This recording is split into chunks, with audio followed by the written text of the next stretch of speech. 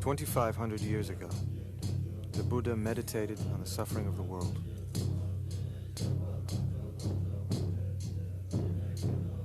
The cause of all our suffering, he said, is ignorance, a profound misunderstanding of the nature of life.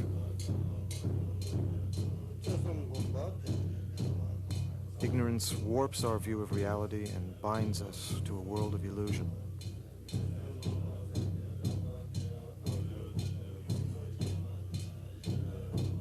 Wisdom can destroy that illusion and set us free."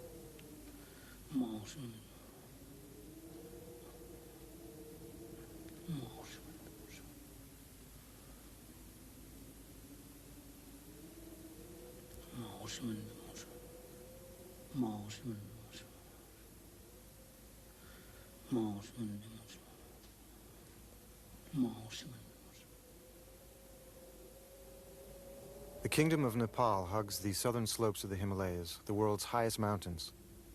Each year, in isolated monasteries here, Buddhist monks perform a festival called Mani Rimdu.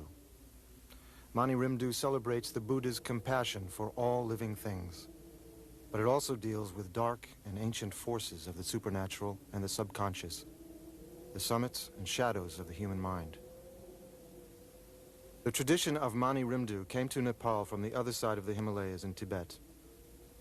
Today, Tibet is an occupied country. After 30 years of Chinese rule, Tibet's unique and ancient civilization lies in ruins.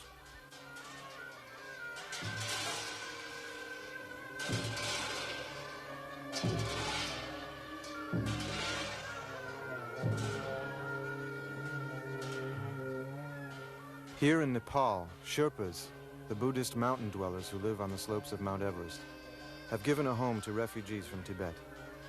Together, Sherpas and Tibetan refugees keep the Mani Rimdu tradition alive.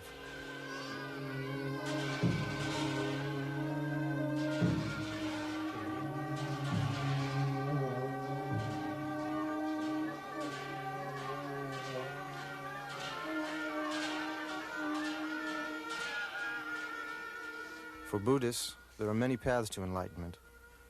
The Buddhism of the Himalayas is called the Diamond Path because of its purity and intensity.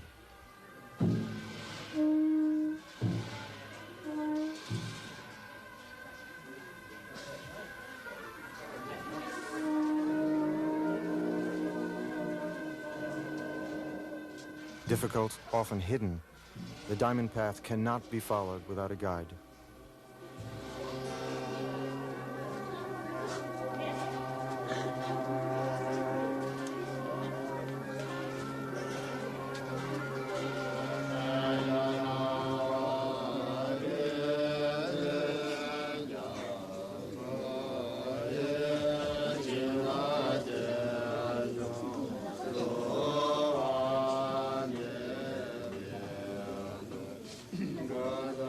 For the people of the Everest region, that guide is Lama Trulsik Rinpoche.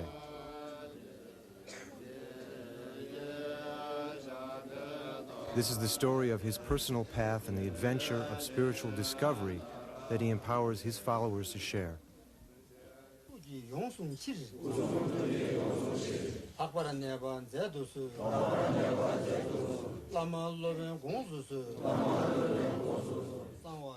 When Trulsik Rinpoche was a young monk in Tibet, he wrote a poem. If your mind is pure, everyone is a Buddha. If your mind is impure, everyone is ordinary.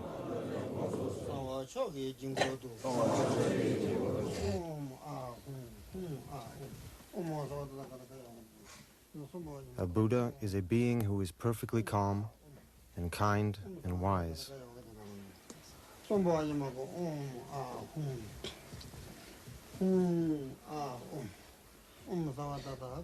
Meditation purifies the mind and lets its inner clarity shine through. Ritual can harness the unlimited potential of the human imagination. Tibetans say that we each live in a private world of our own making. You change the world by changing yourself. On the diamond path, you train yourself to become a Buddha by meditating that you already are one. Each day of Mani Rimdu, monks will visualize themselves as Lord of the Dance, a form of Chenrezi, the Buddha of compassion. As Trulsik Rinpoche explains, compassion is the cornerstone of the Buddhist way of life.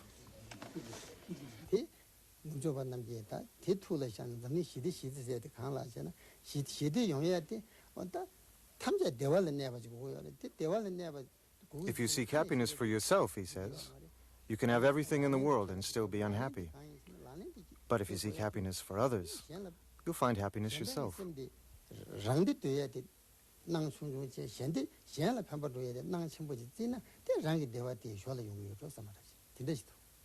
That's the way it is.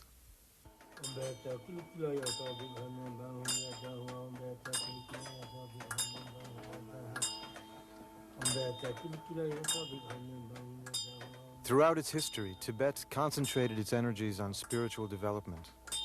Its only machines were prayer wheels. Its most gifted children were trained to become the spiritual leaders that Tibetans call lamas.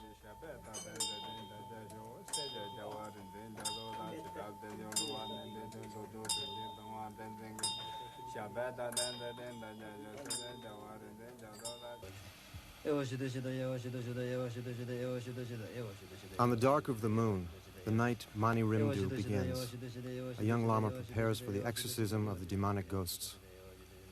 Demonic ghosts are forces that can invade monasteries and wreak havoc with religious rituals.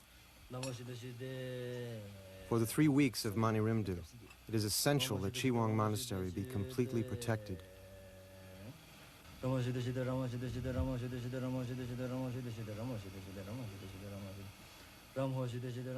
Using an effigy, a paper image of a ghost in chains, the Lama calls upon the power of the 4 elements, earth, water, fire, and air, to oppress and subdue the ghosts.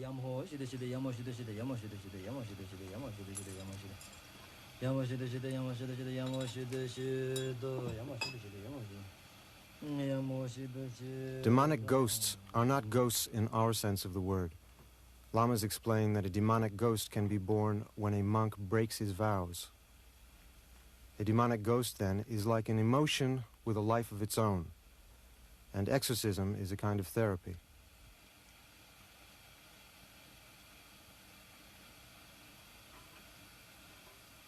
The Lama binds the effigy in black cloth and bamboo bars.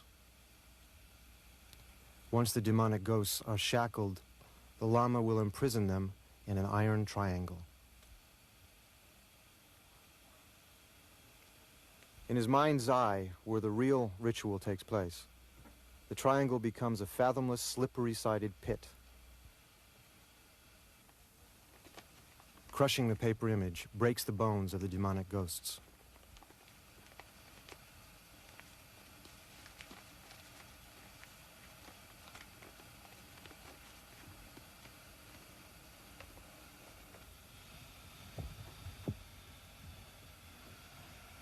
The actions of the ritual are simple, yet from a spiritual point of view, they're very difficult.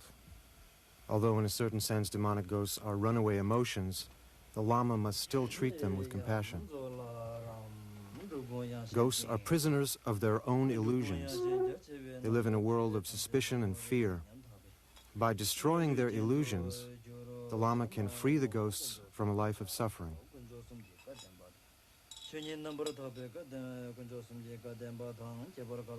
In the West, we think of magic as the art of creating illusions.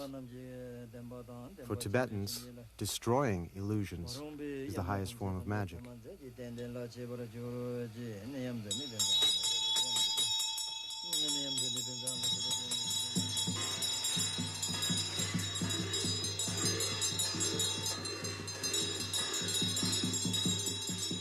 As they bury the effigy, the monks chant these words.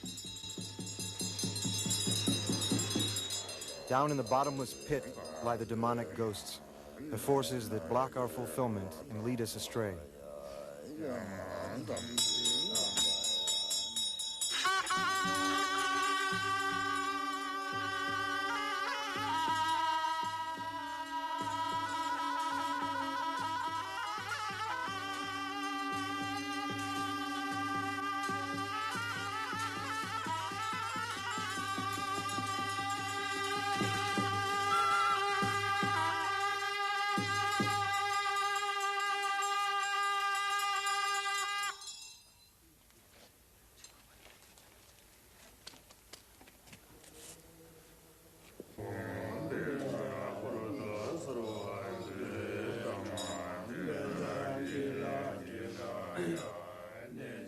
Inside the chapel, the Lama calls upon the magic dagger deities to protect the place where the mandala will be drawn.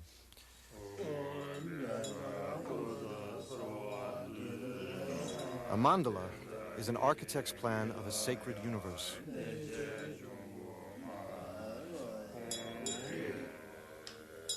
The mandala will be the home of Lord of the Dance throughout the festival.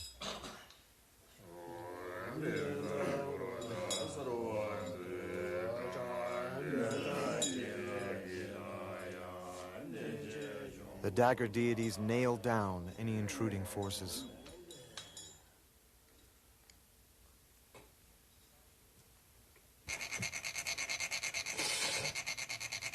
For 5 days, the monks of Chiwang sprinkle sand, grain by grain, in the unique pattern that will become the mandala of Lord of the Dance.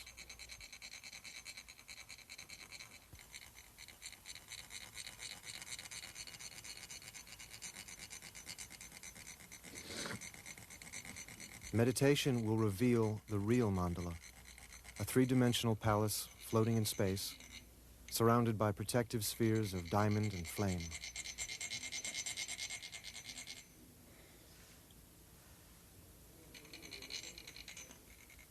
The mandala also has a deeper meaning, that the highest heaven is right here on earth, if only we have the wisdom to recognize it. While the mandala grows, other preparations are already underway. Barley flour is sculpted into offerings and painted with colored butter.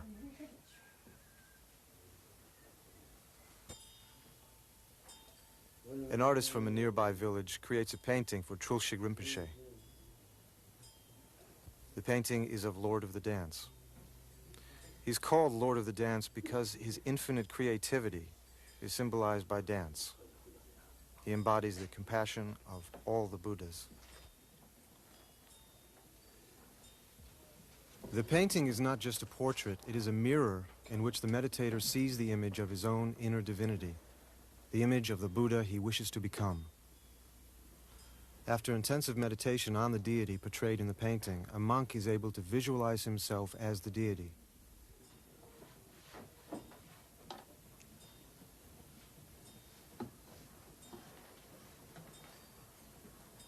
By meditating that they are Lord of the Dance, who is the embodiment of compassion, the monks learn to embody compassion in their daily lives.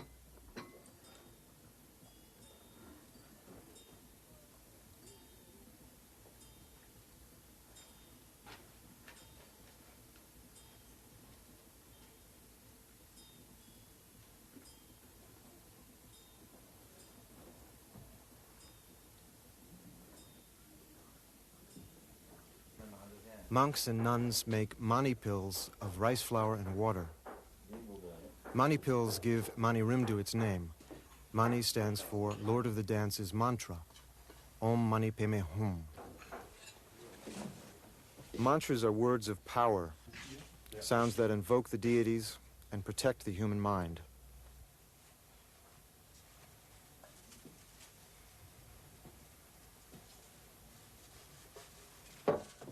Once they are charged with the power of the mantra, the pills now being dried in this cloth will provide spiritual nourishment for the hundreds of villagers who arrive at the climax of the festival.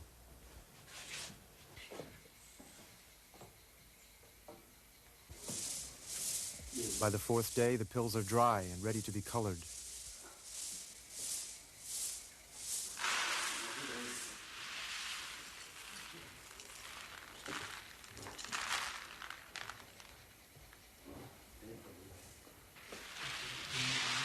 The pills and the mandala are tools of meditation.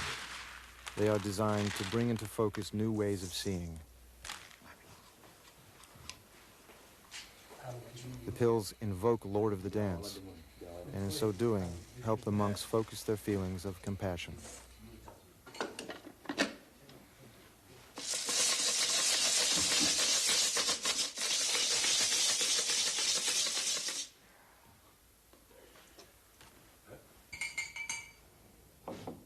The mandala is a vision of paradise. In that vision, all beings are divine.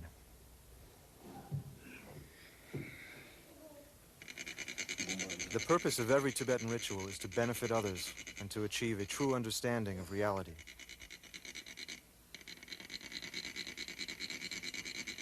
The union of this compassion and wisdom is symbolized by the star in the center of the mandala.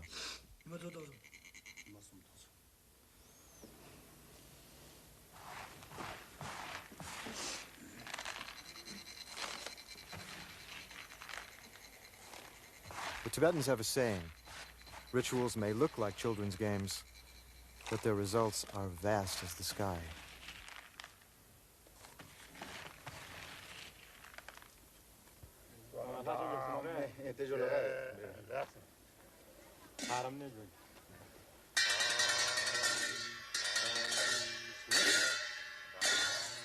Whenever they can spare an hour from their preparations and rituals, the monks rehearse the sacred dances.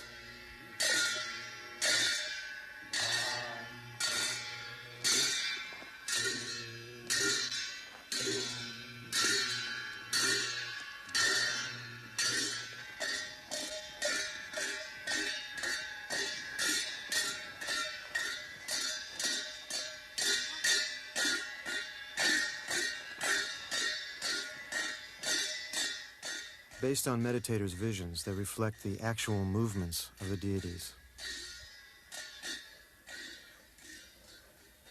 Traditionally, these rehearsals were done in the strictest secrecy.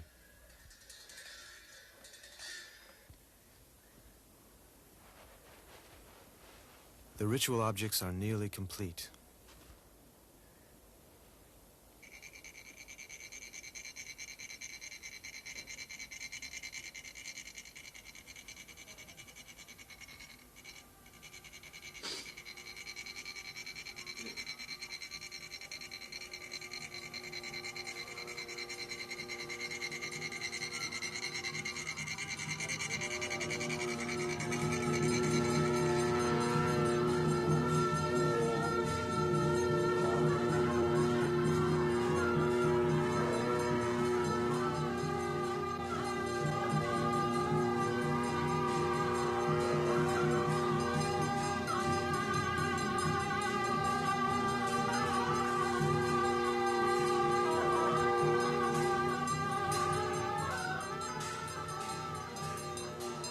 After 5 days of preparation, the monks are ready to put the offerings around the mandala and to place the pills at its center.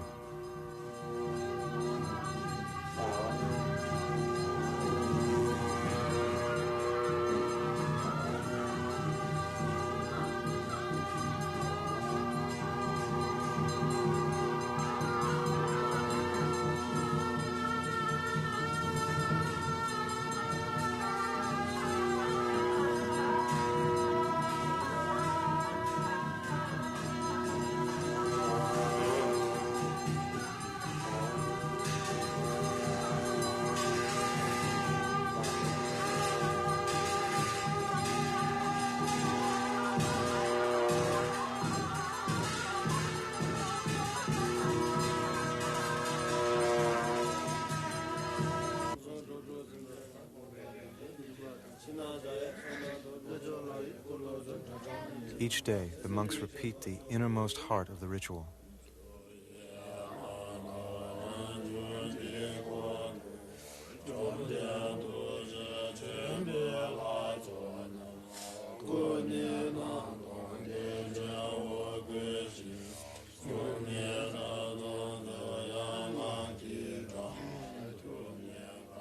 For Tibetans, ritual is a potent form of meditation.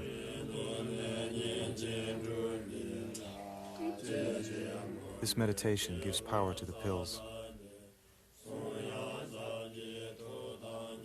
The deity Lord of the Dance now floats above the pills at the center of the mandala. In meditation, the monks too become Lord of the Dance.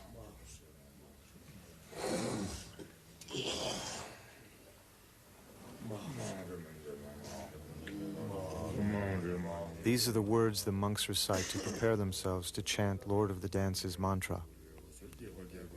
All the world is a divine palace.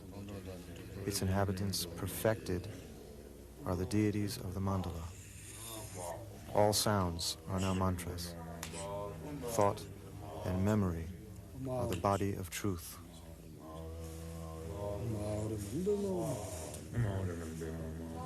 The rainbow-colored cord links the divinity within to the divinity without.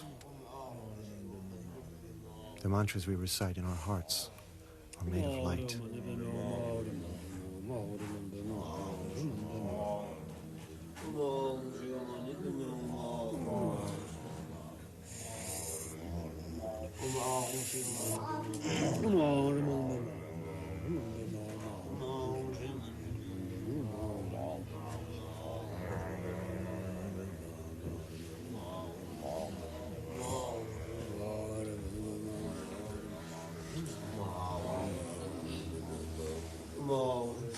The light in our hearts flows through the rainbow-colored cord. The light moves the hearts of the deities of the mandala to dissolve the universe into clear and infinite light. The light penetrates the pills. Whoever takes them will be liberated.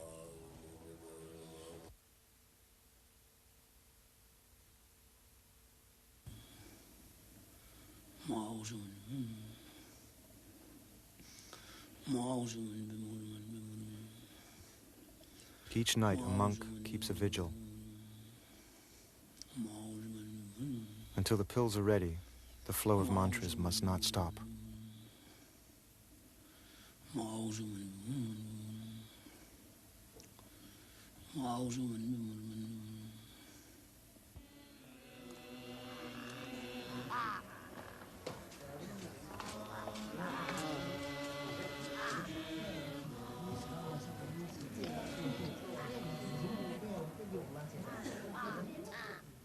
With 200 monks and nuns, Thubten Choling is Nepal's largest Buddhist monastery. By the standard of old Tibet, though, it is small. Before 1959, when the Chinese consolidated their occupation of Tibet, the largest Tibetan monastery had 10,000 monks.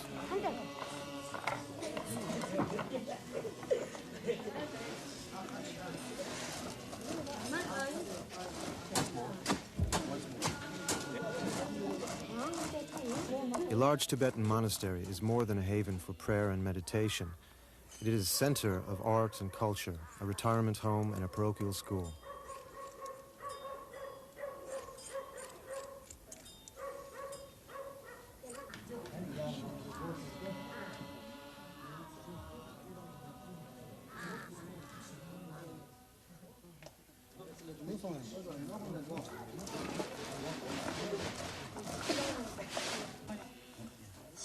The monastery also prints its own books.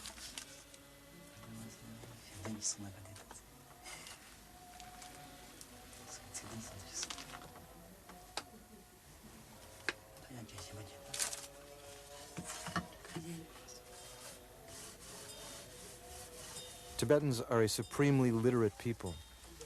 The monastery's library holds thousands of hand-printed volumes.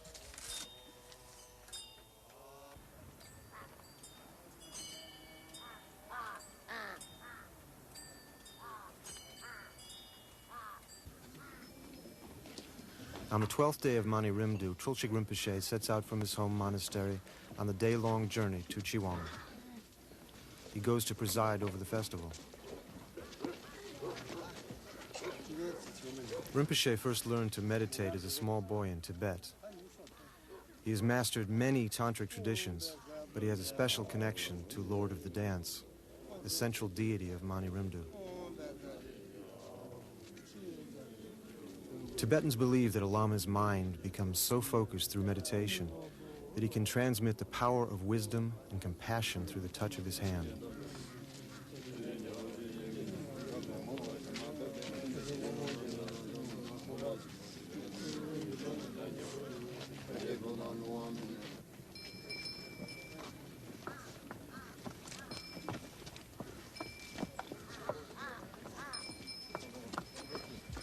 Like many lamas, Trulsik Rinpoche is considered the incarnation of generations of meditators. 2,500 years ago, he was the Buddha's favorite disciple. In a later incarnation, he gave Tibet its alphabet. Later still, he discovered the hidden Mani Rimdu texts. The name Trulsik Rinpoche means precious destroyer of illusion.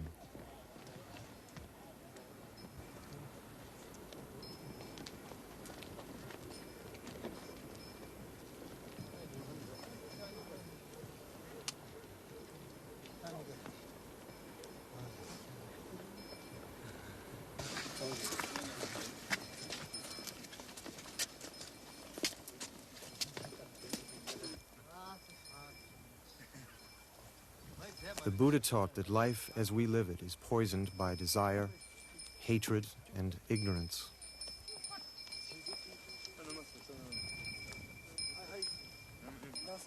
Our only antidote is compassion and wisdom.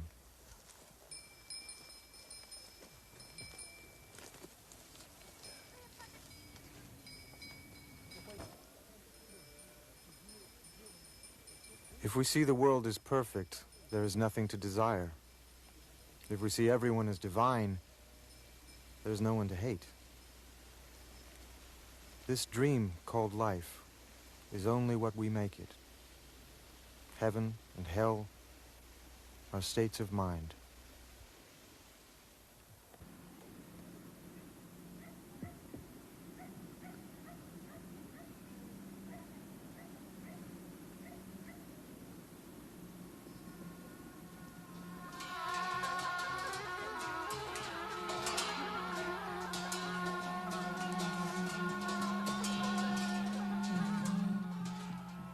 The monks of Chiwang welcome Trulsik Rinpoche.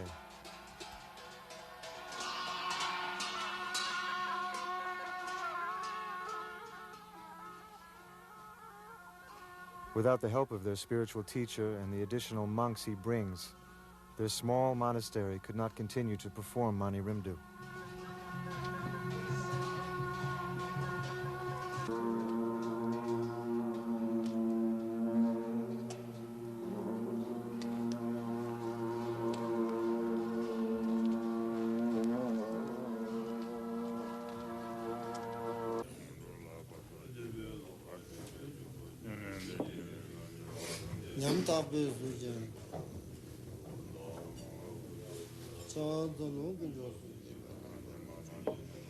Arriving in the chapel, Trulsik Rinpoche fortifies the circle of protection that guards the monastery and the hearts and minds of all those who perform the ritual.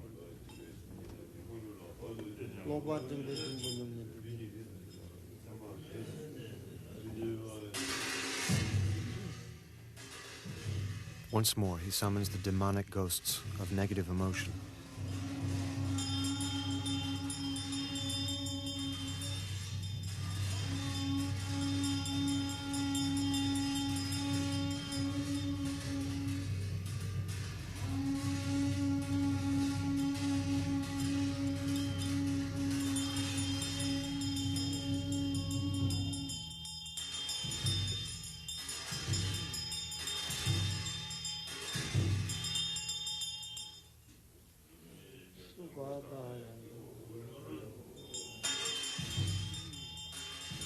He hurls mustard seeds at the demonic ghosts. The mustard seeds are boulders that batter them into submission.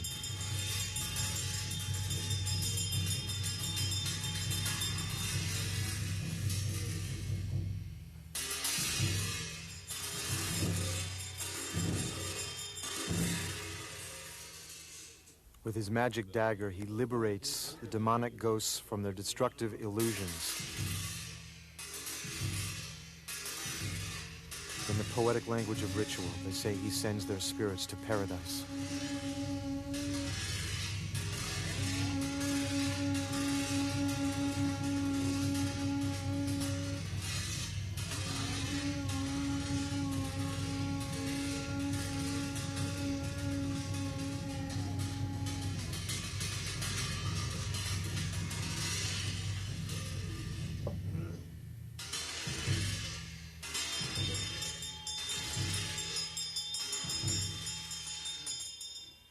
If approached with enough courage and compassion, the most powerful negative forces can be transformed into forces for good. This is the meaning of the ritual that summons the fierce protector deities.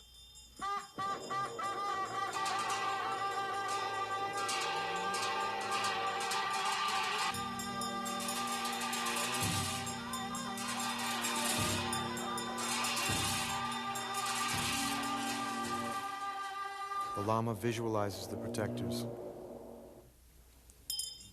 I see a sky churning with blood. The Dark One, the shining protector of wisdom, stands on his iron mountain. His three eyes, round and red, roll back in rage. He gleams with the light of 1,000 suns.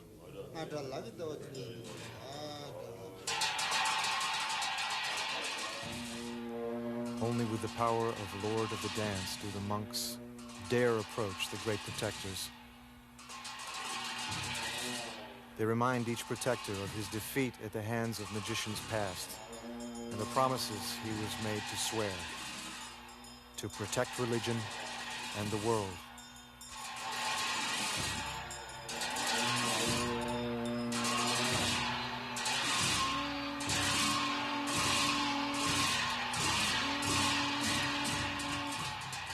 The circle of protection is complete.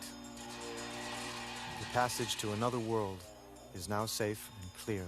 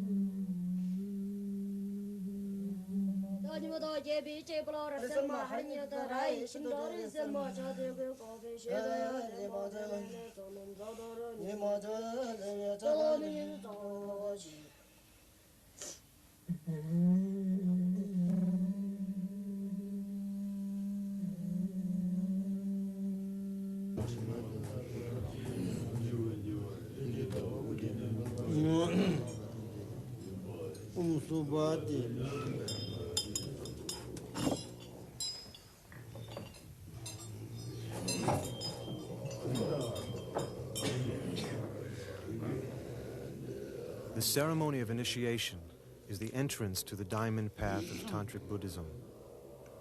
Just as coronation empowers a prince to become a king, initiation empowers a human being to become a Buddha.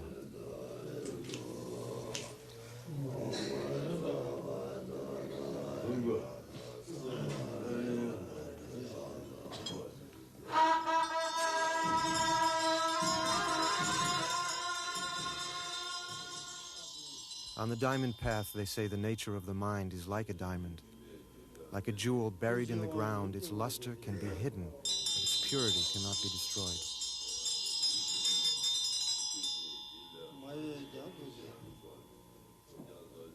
The cards are portraits of the deities of the mandala. As the Lama touches each card to his head, a deity alights on the head of each member of the assembly.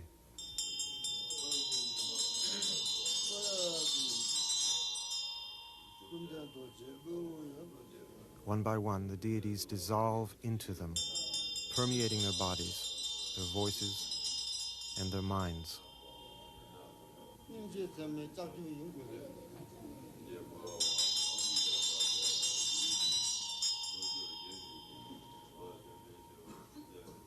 They enter the divine palace of Lord of the Dance. Their eyes open and they see the world through the eyes of a Buddha.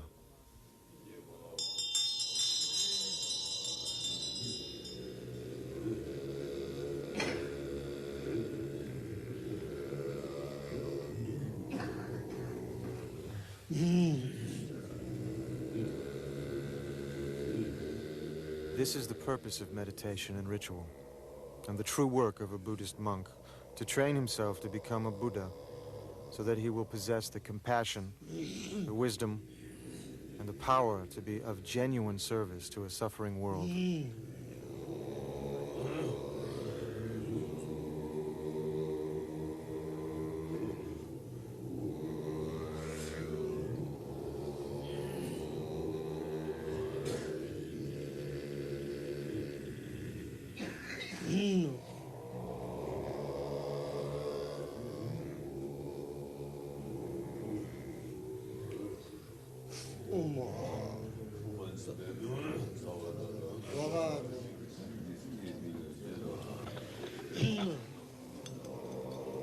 On the tip of his finger, there's a small drop of holy water. It is called the seed of enlightenment. It represents the potency of a mind dedicated to helping others.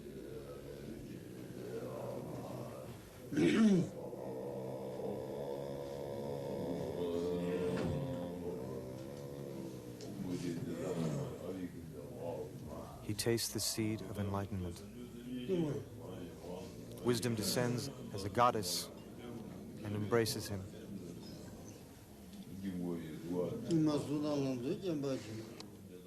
Finally, the initiation passes beyond the limits of human language.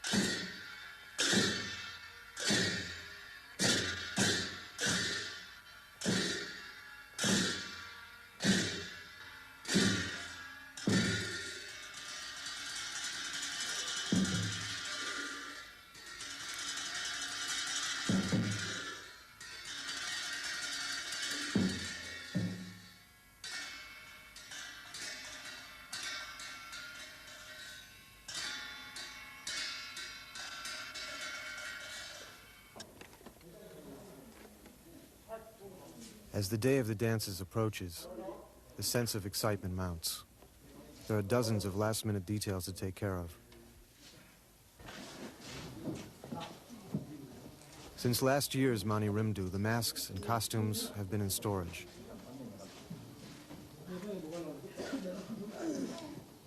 They must be carefully checked and adjusted before the performance.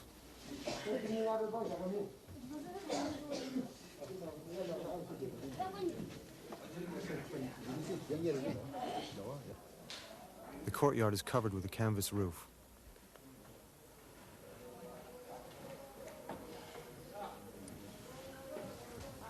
With 14 hours of dancing to do in heavy masks and costumes, the monks will need protection from the Himalayan sun.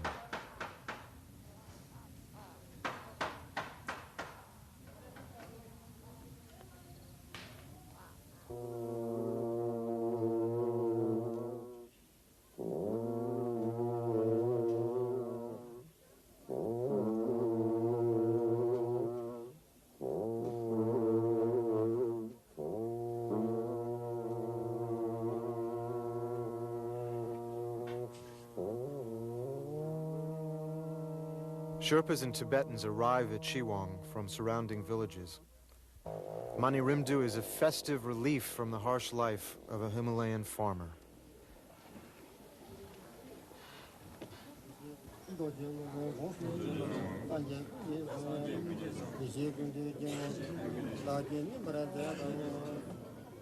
They come for Trulsik Rinpoche's blessing, for the pills and for the dances that follow. It is their way of participating in the monks' meditations.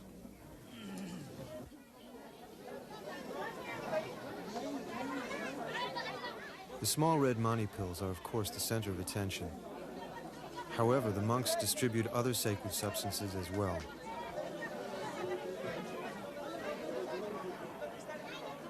There are the sweetened balls of barley flour called the pills of life, and the sacramental wine known as the elixir of immortality.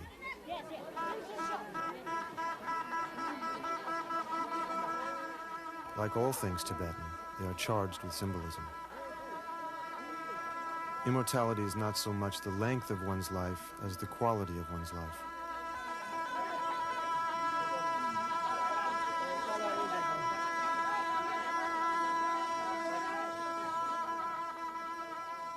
To expand our vision of the world and to open our hearts are the greatest blessings a Lama can bestow.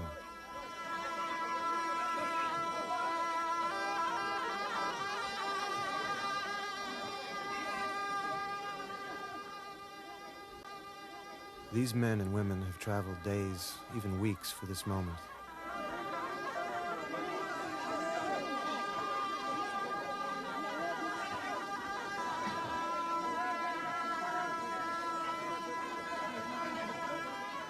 Through the pills and the person of the Lama, they come face to face with their highest ideals.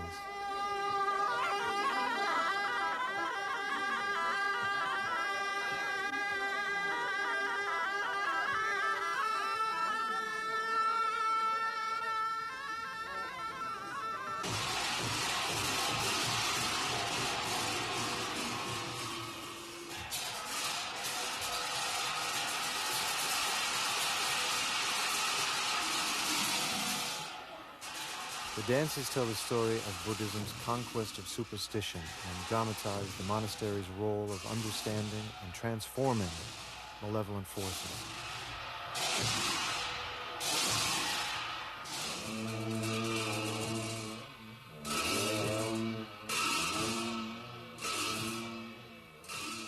In the early 9th century, around the time of Charlemagne, a man named Langdharma usurped the throne of Tibet by murdering his own brother.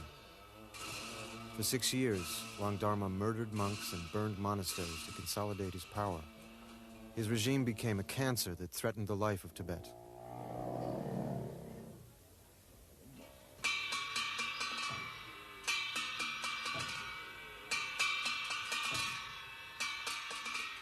One day, a monk came to perform this very dance, the dance of the black hat magicians at the tyrant's court.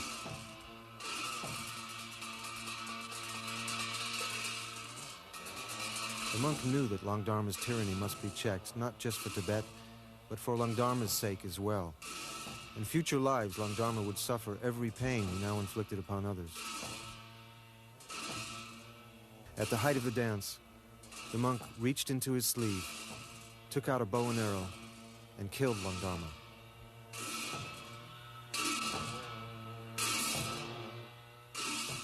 To this day, Tibetans remember this as Langdharma's salvation.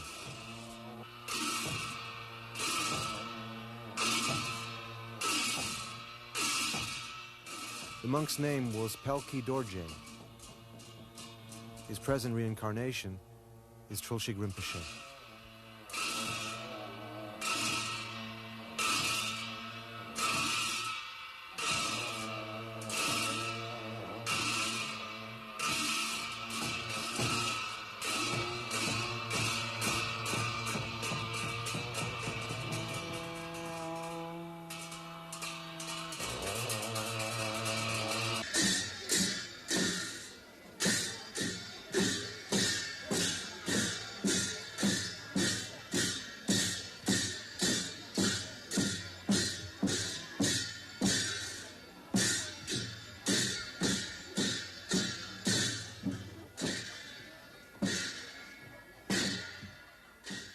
divine heralds called Ging announced the arrival of Padmasambhava from his mythical home on the mountain of copper. The Tibetans called Padmasambhava the second Buddha. He is their archetype of saint and magician.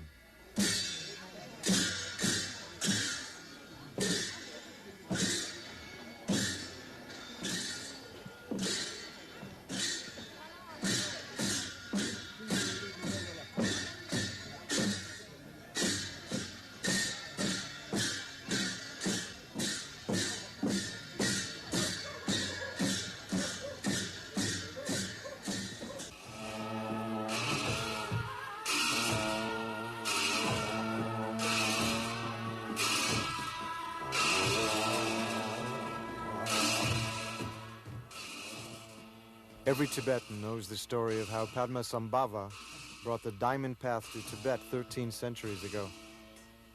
They still tell of how he assumed his fierce form to battle the ancient gods who terrorized their homeland. Padmasambhava did not destroy the gods of ancient Tibet, he converted them.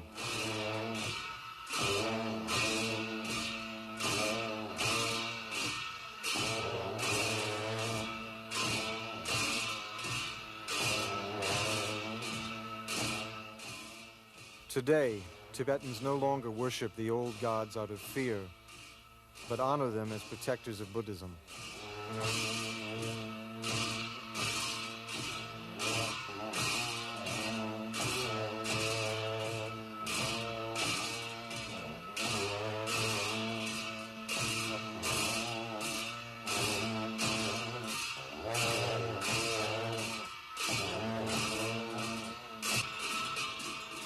The lords of the cemetery appear, and the dance of liberation, the central act of Tibetan sacred dance, begins. Legend has it that these skeletons were once a man and a woman. Pledged to a life of religious austerity, they went to a cremation ground and lost themselves in profound meditation. Many years later, when they awoke, they found that the flesh had disappeared from their bones. But so intense was their illumination that, unafraid, they danced with joy for their newfound enlightenment.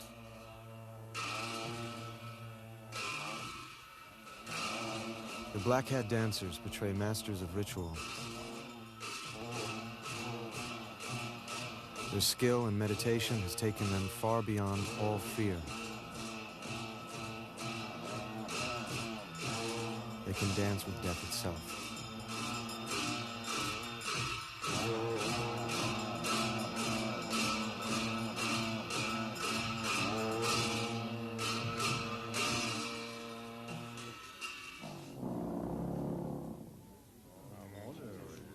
During the course of Mani Rimdu, Trulsik Rinpoche has liberated the demonic ghosts from their destructive illusions.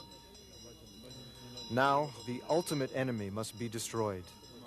The enemy within: desire, hatred, and ignorance. The weapon of penetrating insight slays mankind's greatest enemy, ignorance, and transforms it into wisdom.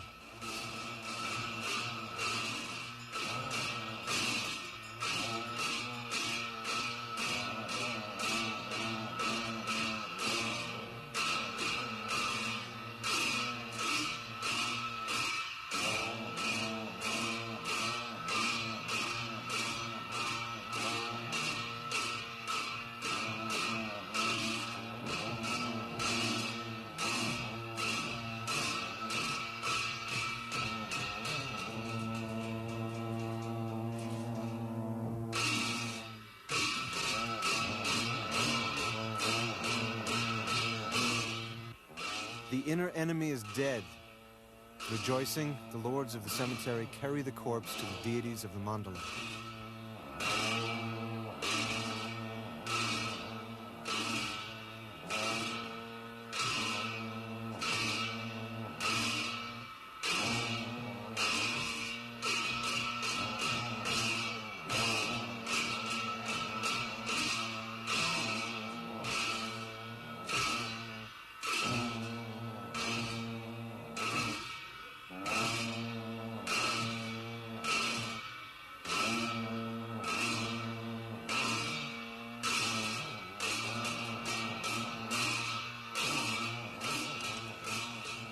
Visualizing that the paper effigy is the corpse of the inner enemy, Trulsik Rinpoche burns it as an offering to the deities.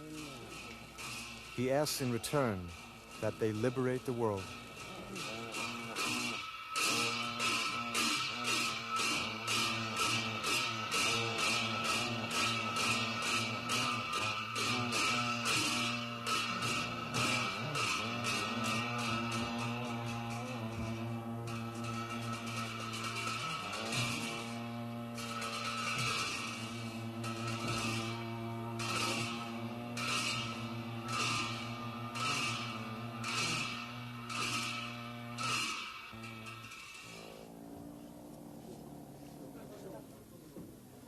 The ashes of desire, hatred, and ignorance are buried beneath the stones.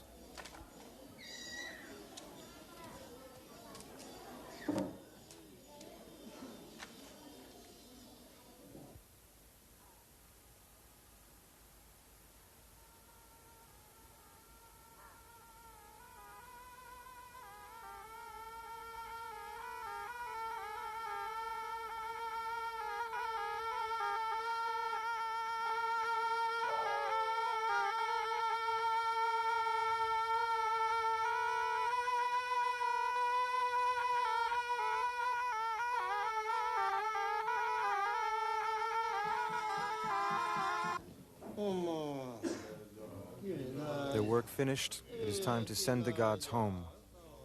The magic dagger deities who have protected the mandala and Lord of the Dance, and the other deities who have lived within it.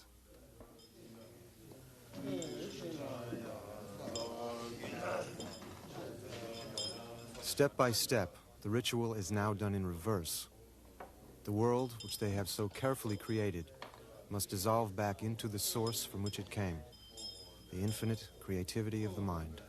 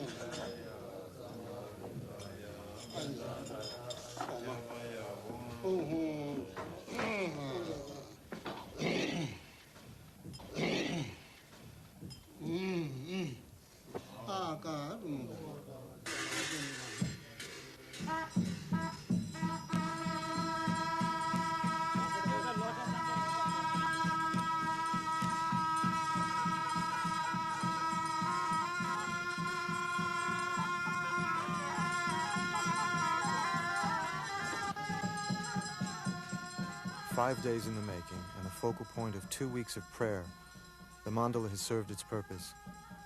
Now it becomes a dramatic reminder of the fragility of life.